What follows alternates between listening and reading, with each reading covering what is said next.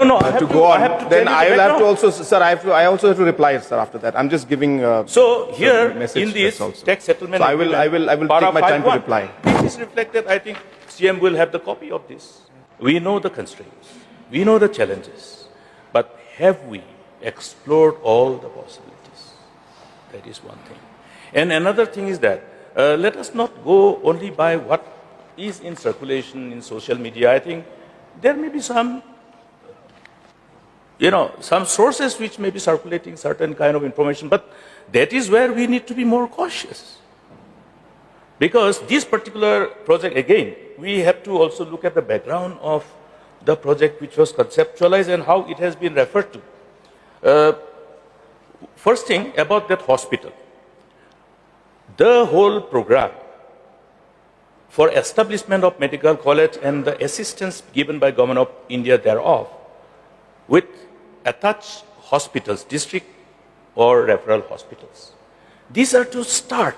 These are to start with. It is not that these attached hospitals are adequate enough to be a teaching hospital of a medical college. Obviously not. But it is conceptualized in order to facilitate the takeoff. It is only for taking off. Subsequently, the Tura Medical College also will be similar. It has to exit its control over to Tura Civil Hospital. That is the natural transition that will take place. But here, the challenge lies. Medical college is not only for providing education, but a referral center. Now, when the private investor is already, as has been also replied, which is very clear, that once they establish their own hospital as teaching hospital for the medical college, the whole game changes. That is where the concern is. So we have to take cognizance of that. We are talking about an agreement for 33 years. To be automatically renewed for another 33 years, 66 years. By then, I don't know who will be here in this August House, dealing with these challenges. To reconnect the dots as to how the whole background emanated and how it was closed as far as the decision is concerned, as a tie-up between the government and the private entity. So these are areas of concern. Since people are talking about concerns and we are to be receptive. Now the background. See, there is one very important background which I want to make a submission in a very nutshell, Mr. Speaker, sir. We were confronted by unprecedented challenges of lawlessness, terrorism. And after the suspension of operation in 2004, we expected that we will be able to put an end to this whole problem of lawlessness. But somebody left, somebody deserted, established another, which was then notified as a terrorist organization by the Government of India. The GNLA came out. Somebody from NBC ran out. So, Mr. Speaker, sir, these are concerns. On the basis of that, what we tried to do was that, okay, whatever is the perceived gap in the developmental aspects will be taken care of, and medical college is one of them.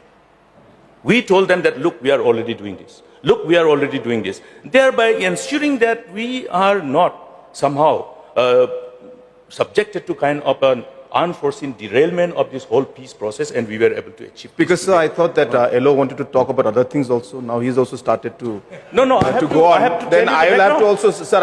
I also have to reply, sir. After that, I'm just giving. So here message, in this that's also. tax settlement, So I will para take my time to 5.1, reply. This is reflected. I think CM will have the copy of this, and Honorable Health Minister also should have this copy. These are background. How we restored peace, how we ensured confidence, instilled confidence and trust to have a sustainable peace. Therefore, the background is also required to be understood. Therefore, challenges notwithstanding, let us discuss, let us find out. But then, the background is also very important, and therefore I would like to urge upon the government to see that the original objective of establishment of this medical college is given due weightage, and let this whole objective be not derailed. Derailment I refer to is because of the delay also. Because we delayed. And delay is for whatever reasons we delayed. So these are all contributory factor for what we have come now. But we explored all the possibilities? Have we explored this particular provision which was referred to by the government policy? Enhancement of age limit for appointment. Was it done? Yeah. So all these things are important, and how we explore all other ways and means of getting faculty members. We have to put together our heads and then see that we overcome this challenge. So as mentioned, sir, by the Honorable LO, that all the options, he just mentioned that we should have explored the option of increasing the age limit. We have already done it. We have already increased the age limit to allow the doctors to be able to continue their service, because the number of doctors is less. So we are exploring every possible option. So I even mentioned, I think Honorable Minister mentioned, that we also have explored the option of talking to not-for-profit hospitals to engage with us, to help us and support us so that we can make this functional. They have denied. We have spoken to our own doctors and asked them that would you be willing to come in and join us to run this medical college, and most of them have denied. So that is the kind of situation we face. We've done our homework in the last 3 years. But yet, sir, we are not going to say that we're going to stop. We will continue to engage. We'll continue to find options. We'll be happy to explore what it is.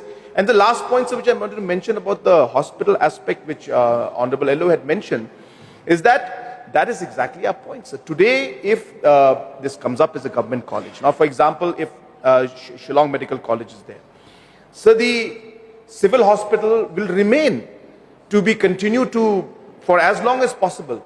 So therefore the question of us putting up a new hospital from the government expenditure as of now doesn't arise, because we will not have that kind of resources immediately to build up a completely new hospital. So therefore in Tura also, if we do not have this hybrid model, the referral hospital will continue as civil hospital and MCH. We will not get a new hospital, we will not get new manpower there.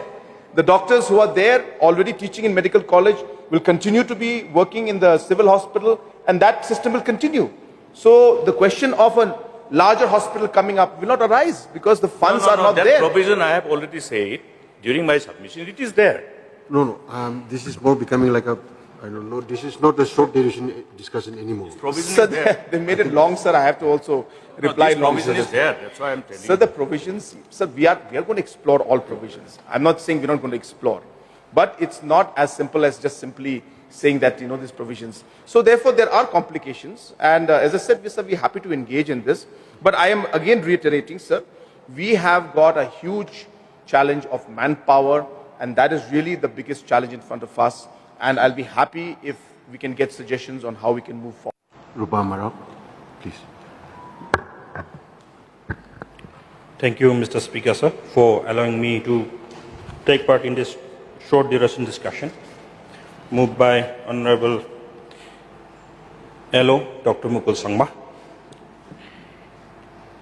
It was a matter of pride for the people of Garo Hills as well as for the whole of the state when the medical college was allotted to Garo Hills, the first medical college. But when the decision comes for the allotting the management of Tura Medical College on PPP mode, it has become a thing to ponder upon, with all of us putting our heads together. Because in comparison, Garo Hills is economically not so much high with Khasi Hills region. So there has been lots of opposition against this proposal for handing over the Tura Medical College to some private entity to manage the medical college. What the concerns are, which I would like to put forward in this August House, that some of the NGOs, the civil society members, and even the senior citizens, they are putting forward their concerns.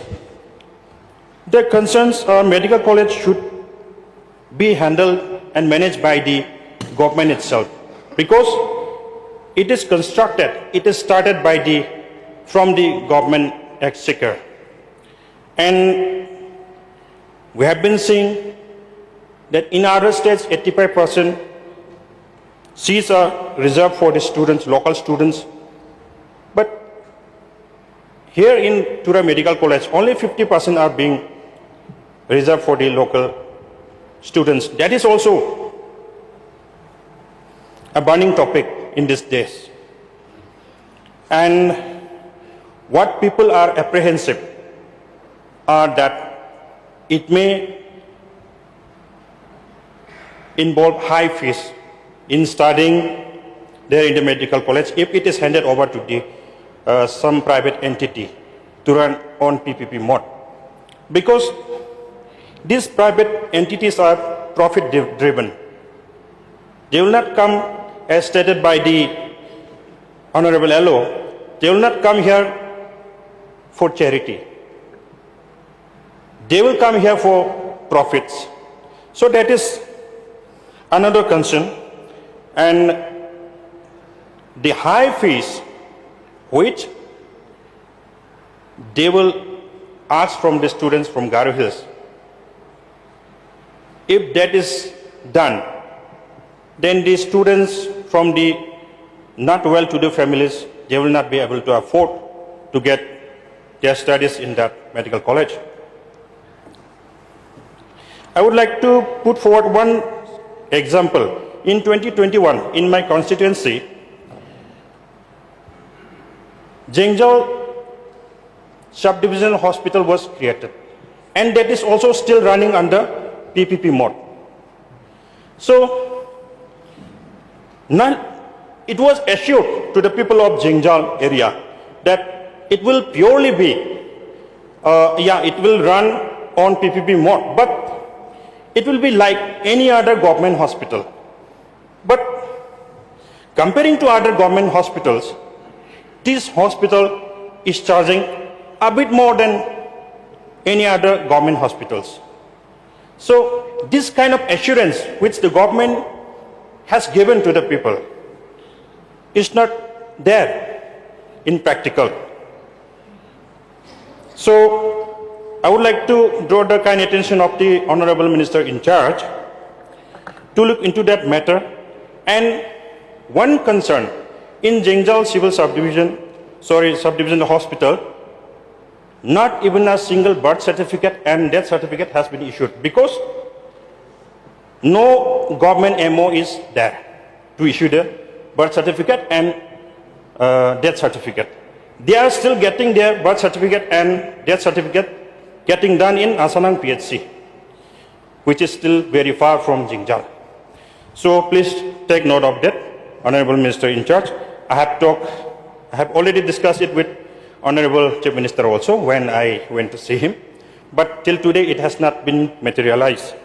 So these are the things. Sometimes people from Garo Hills, if such kind of things like Khashi Hills, government is taking over the administration of the medical college and the sister medical college in Tura is left out and it is being allotted to run on PPP mode. People feel discriminated sometimes. So we should come together and think about it so that people should not feel discriminated. Sometimes maybe some serious issues may arise out of it. Only the Khashi Hills are getting the share, bigger share. People from Garo Hills, they always say like that. And maybe this will be another reason to another serious issue in future. So we should come together, we should think on this end. There is already a discussion which has already been taken by some civil society organizations with our Honorable Chief Minister, but unfortunately that discussion was inconclusive. But hope that discussion will take another time and this matter and the concerns of the people from Garo Hills will be resolved. With this few submission, I would like to resume my seat. Thank you. Mr. Speaker, sir, thank you for allowing me to participate in this short duration discussion. Mr. Speaker, sir, the short duration discussion was brought forward by Honorable Ello, and he has spoken at length about the issues pertaining to the Tura Medical College, and prior to me, Honorable Member from Dadeng as well. So I just have few points that I would like to also put forward to the Honorable Minister. Now, when the Tura Medical College was announced, I think the people, not just the people of Garo Hills, but the entire state were very excited, very happy to hear the news. It was like a glimmer of hope, because the current situation of medical treatment, especially in Garo Hills, is not very good. We all know that. It's not very good, because if we have any kind of serious ailments, we cannot treat them anywhere, whether it is in Tura or other district headquarters, in other civil hospitals as well, or other private hospitals. Even the private hospitals are very limited in their expertise. So therefore, sir, when this announcement was made, it was definitely a glimmer of hope for everyone in the region. Now, the objective of this Tura Medical College was so that every section of the society would get the benefit of this institution. Accessibility was key. Accessibility to all sections of the society. Now, when this announcement from the government that this college will be operational in a PPP mode, it came as a shock. It came as a shock because nobody was anticipating it and everyone was expecting it to be run by the government. Now, again, we have to understand, the Honourable Member from Dading, he has mentioned about the economical drawbacks of the population in Garo Hills. So therefore, people grew concerned about how financially they would be able to afford treatment and to gain benefit out of a medical college that would be run by a private entity. So, therefore, sir, this is one of the major cause of concern. Another point is that regarding the huge investment that the government has already made into the project. It's a huge investment, and the people, they cannot stress this enough, but the investment that has already been made should be directly beneficial to the people. Now, if such a huge after making such a huge investment, if a private partner comes in to readily reap the profits of the infrastructural investment that the government has made, I think that is quite questionable. So therefore, sir, as mentioned by the Honourable Ello and member from Dadingri, we are hopeful, we are still hopeful, because a lot of talks are still going on. We are hopeful that corrective measures will be taken by the government, because it is definitely not acceptable by the people, sir. So I would like to urge upon the Honourable Minister as well as the government of the day to take corrective action and bring everyone on board so that we avoid any kind of unpleasant incidents in the future, so that everyone, not just in Garo Hills, in all parts of the state, can have access to this Tura Medical College and gain the benefits of this institution. So with these few words, I resume my seat. Thank you, sir.